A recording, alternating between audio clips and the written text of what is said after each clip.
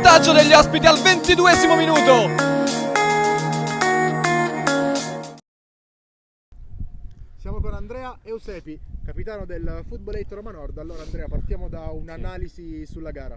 Sì, era una partita difficilissima perché diciamo che è uno scontro salvezza, quindi partita molto tesa, maschia, molti contrasti e sappiamo che era così, siamo venuti carichi e pronti per la battaglia.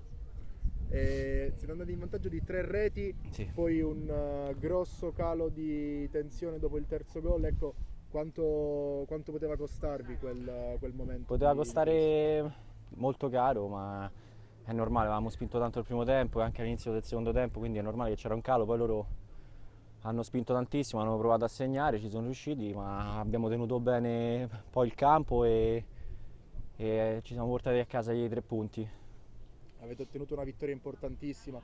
Questa era una di quelle gare che non potevate Sì, assolutamente sì, no. permettervi di sbagliare. No, infatti sono 6 punti diciamo questi perché è stata una vittoria molto importante per la chiave salvezza e speriamo di continuare con i risultati, di avere un po' più di continuità. Cosa vi manca per avere un po' più di continuità? Ci manca un po' il gruppo solido, diciamo più o meno una rosa di 10 persone che vengono sempre e ci troviamo sempre in difficoltà durante la settimana a avere sempre gli stessi giocatori, quindi questo a lungo andare è normale che ci metta in difficoltà. Grazie ad Andrea Grazie a Eusepi. te.